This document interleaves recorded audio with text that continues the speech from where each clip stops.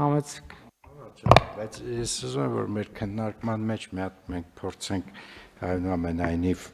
գյուղատնտեսությունը բիզնես մոդելա թե սոցիալական խնդիր է, պետք է իրարից տարանջատենք։ Որովհետև եթե մեր ծրագրերը հասանելի չեն X շահառուին, որը ծանր սոցիալական վիճակում է, ցավոք սրտի, դա շատ նորմալ է ու չպետք է լինի, որովհետև ձեր ասած օրինակում այդ մարդը եթե 200,000 խնայողություն ունենար եւ ներդներ այդ բիզնեսի մեջ, անհաջողություն ավելի խորը խնդրեմ ենք առաջացնելու, որովհետև ինքը ուղղակի ավելի շատ խնդիրներ է ստեղծելու իր ընտանիքի կյանքում, որովհետև ինքը ինստիտուցիոնալ չի։ Եվ կարծում եմ ձեր նկարագրած իրավիճակի ամենամեծ խնդրը կայանում է նրանում, որ ինքը ունի հող 1 հեկտար, որ ոչ մի բան չի անում։ Շրջանառությունից հանել է, ու եթե մենք հետո հողերի կոնսոլիդացիայի խնդիրը չլուծենք, ես համաձայն եմ ձեզ հետ, որ մենք չենք կարողանում հասնենք այդ մարդկանց, բայց այդ մարդիկ էլ ինստիտուցիոնալ գյուղատնտեսության պես իրականության մեջ կարծում եմ էլ չեն կարող զբաղվել։ Ես կարծում եմ լավ առիթ է, քանի որ դուք հարցը բարձրացրեցիք, մենք պիտի այդ հողերի կոնսոլիդացիայի խնդրով ավելի ինտենսիվ զբաղվենք։ Մենք ես ինչքան հիշում եմ, նույնիսկ կառույց ստեղծեցինք, որը պիտի այդ հողերի կոնսոլիդացիան խթաներ էկոնոմիկային։ Իմ կարծիքով այդ ուղղությամբ պիտի գնանք, որովհետև մի հեկտարանոց գյուղատնտեսական բիզնես չի լինելու, պարոն վարչապետ, ուղղակի չի լինելու։ Ու մենք միշտ կվազի սոցիալական, հիմա էլ այո, ճիշտ եք ասում, կոմիտեում երկար քննարկեցինք, արձանագրեցինք, որ սա կվազի սոցիալական ծրագիր է, այս փուլում, որպեսզի սոցիալական ճնշում չլինի մարդկանց վրա կամ սոցիալական խնդիր չառաջացնենք, գնացինք այս կոնսենսուսով։ Դա նույնիսկ կվազի սոցիալական ծրագիր չի։ Սա հետևյալ ծրագիրն է, մենք ըստ էության խոշորին աջակցում ենք, որպեսզի խոշորը գնա այս մարդու հնարավորություն ունենա գնա այս մարդու իմ ասած ընտանիքի 1 հեկտար հողը գնի։ Էսա դաժան արձանագրում է, բայց մեր հիշում եք գյուղատնտեսության ռազմավարության ժամանակ էլ ենք քննարկել,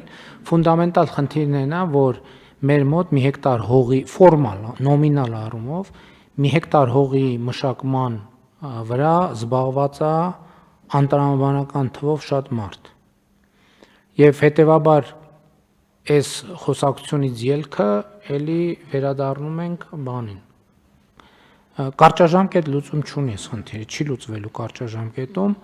Երկարաժամկետ լուծումը էլի հետևյալն է, որ մենք այդ գյուղում կառուցենք մանկապարտեզ, կառուցենք դպրոց, որ այդ ընտանիքի երեխաների համար ապահովենք նորմալ կրթություն ստանալու հնարավորություն,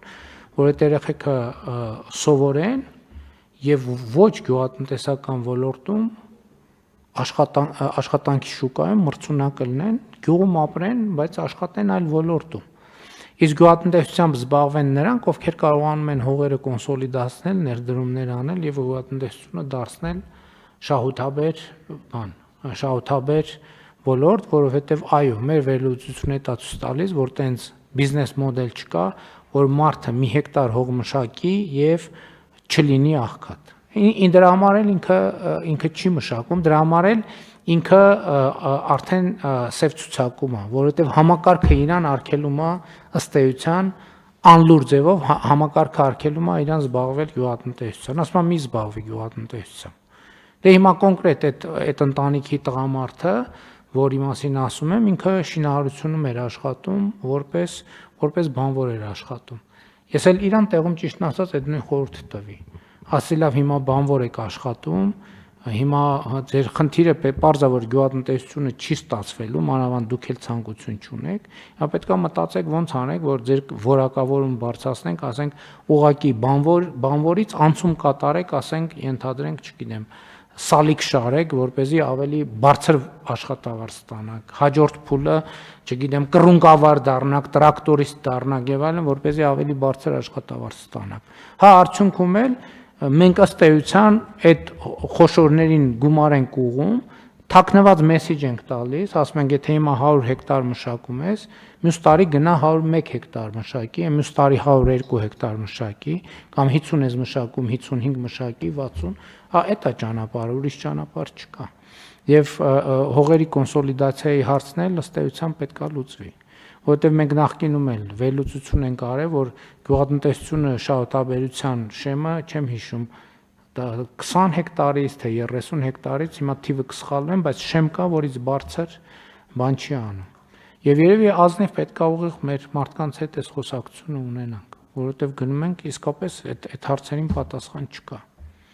Էս այդ հարցի միակ պատասխանը, որը դաժան է հնչում եւ կոպիտ է հնչում եւ լավ չի հնչում, բայց այդ է, ուրիշ պատասխան չկա։ Համեցեք, պարոն Մկրտիչ։ Պարոն վարչապետ, ես կուզենայի հիշեցնել մեկ ծրագրի մասին, որ նաև ձեր հանձնարարությամբ մենք 2022 թվականից ի վեր իրականացնում ենք, դա գյուղատնտեսական աշխատանքների աջակցման ծրագիրն է, հատկապես այն մարդիկ, այն տները, որոնք իրենց գիծ ունեն մինչև 1 հեկտար հող, մենք գրեթե ամեն տարի գերակատարում ենք ունեցել, երբ որ աջակցում ենք իր իսկ հողը այդ մինչև 1 հեկտար մշակելու եւ նաեւ էկոնոմիկայի նախարարության հետ էլ մեր այդ բաղադրիչում ունեցել ենք մի բովանդակություն, երբ որ խորհրդատվություն ենք նաեւ իրականացրել, թե օրինակ իր այդ մինչև 1 հեկտար տարածքում ինչ պետք է մշակի, որտեղ որոշակի ինքնաբավություն ապավի, եթե օրինակ միշտ սահմանել ենք 3000 շահառուի համար, 2000 շահառուի համար, միշտ մի քանի հարյուրով ավել մենք ուրեմն կարողացել ենք գերակատարել։ Բայց պարոն Մկրտիչ, ծրագիրը յոլա գնալու մասին է մեկը, այսինքն նրա մասին սոցիալական բաղադրիչի մասով եմ ասում։ Նրա մասին է, որ ընտանիքը ձմեռվա իր ուտելիքը մշակի, պահածոյացնի, ամբարի, այսինքն դա էլի նույն ծրագիրն է, որովհետև այդ նույն այդ իմ ասածն է, էլի։ Մենք հաց ենք տալիս։ Հա մի քիչ իրանց էլ ենք ներգրավում, բայց նույնն է, կարայինք ընդհուպ այդ փողը տայինք, ասենք այս աջակցության փողն է, գնացեք պահածո առեք կամ ձմեռվա կարտոֆիլ առեք, բան։ Բայց ստե ո՞րն է առանցքային դրույթը, որ հաջորդ տարի գնում ենք տեսնենք այդ մարդկանց կյանքում ինչ փոխվեց։ Տեսնում ենք, որ ոչ մի բան, էլի այդ նույն ծրագրի անհրաժեշտությունը ունեն։ Ստեղ է մեր խնդրեմը։ Այսինքն մենք այն ինչ որ մենք սոցիալական ծրագիր ենք անվանում, մեր բոլոր սոցիալական ծրագրերը մարդկանց կոնսերվացնում են աղքատության նիշի մեջ։ Մենք իրանց երկու կողմից սենց բերում ենք ու փակում ենք, ասում ենք դե եկեք սենց այդ աղքատության նիշի մեջ մնացեք։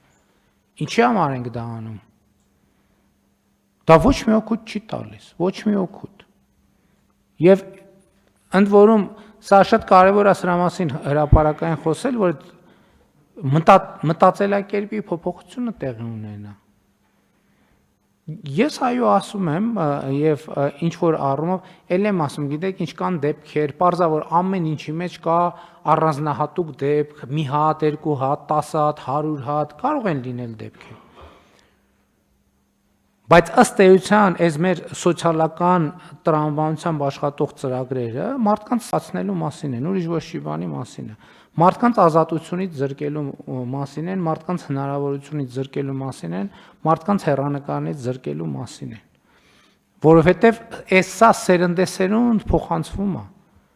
Մենք փարոսից օգտվող սերունդներ ունենք արդեն, հասկանում եք, որ սերունդ ինքը իրան վերարտադրում է անընդհատ։ Այն ժամանակ փարոսից օգտվելա,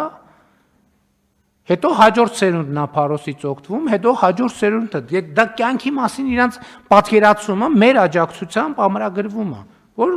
կյանքը բանն է, փարոսն է, մեզ հասանելի կյանքը փարոսն է, էս է, սա մեր բանը, դառը կամ չգիտեմ քաղցր կամ չգիտեմ էդ է։ Սա ֆունդամենտալ պրոբլեմ է, սա եւ քաղաքական պրոբլեմ է, եւ զարգացմանը խոչընդոտող պրոբլեմ է։ Մենք չենք կարողանում ճիշտ խթաններ դնել, բայց էլի միևնույն ժամանակ ես ամեն անգամ երբ որ մտածում եմ, բայց երեխան մանկապարտեզ չունի, բա դպրոց չունի, բա ինչ անելու։ Այս ճանապարհով պետք է գնանք, դրա համար եմ ասում, ես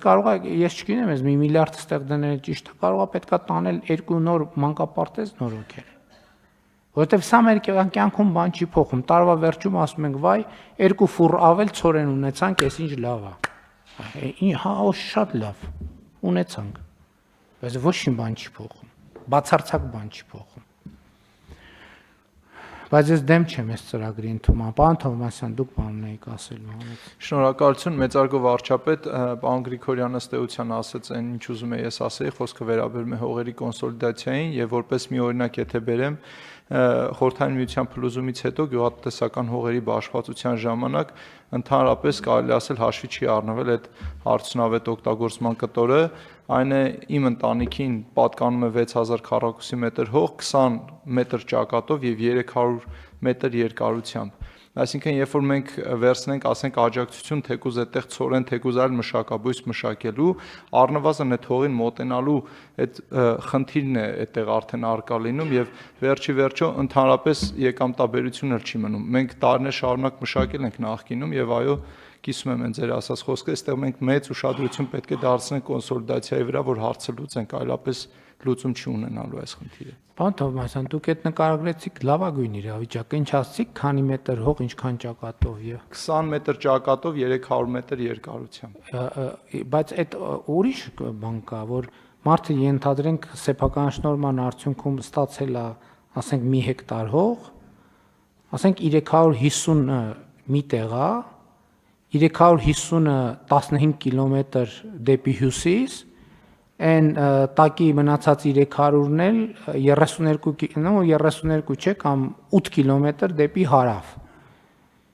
Ասում եմ, մենակ ես այդ հողերի մեջ գնալու այնքան ժամանակ ու տրանսպորտ, հետո գնում ենք ասում ենք, լավ ժողովուրդ, ինչ ենք սեփականաշնորհումը սենց իրականացրել։ Ու շատ տրամաբանական բացատրություն է, որ արդար է լինի, ասում ենք ո՞նց արդար է լինի։ Դե ասում է գյուղը ունի այսքան առաջի կարգի հող, այսքան երկրորդ կարգի հող, այսքան երրորդ կարգի հող։ Որպեսզի չստացվի, որ մի մասին տրվեց առաջի կարգի հողը, այդ 3, որոնք իրարից գտնվում են այդ իմ ասած հեռավորությունների վրա, վերցրել ենք, այն բաժանել ենք հավասար մասերի, բանով վիճակահանությամբ ասել ենք ես քեզ, հետո գնացել ենք, այն ենք բաժանել հավասար մասերի, ասել ենք ես քեզ, եւ ու սա կոչվում է արդարություն, որ նայում ես սկզբունքորեն արդար է, հիմա այդ բոլոր մարդիկ արդարության հիման վրա մատնված են աղքատության, ու չենք ու միլիարդներ են ծախսվում, դա ոչ մի բանի չի օգնում։ Եվ այո, այդ պետք է լինի տրամաբանությունը, որ գյուղում ապրել դեռ չի նշանակում եւ չպետք է նշանակի գյուղատնտեսությամբ զբաղվել։ Կարող է գյուղում ապրես, զբաղվես լրիվ ուրիշ բանով։ Եվ մենք այդ ճանապարհով պետք է գնանք, հա, եւ այս խոսակցությունը պետք է մեր քաղաքացիների եւ գյուղացիների հետ ունենանք։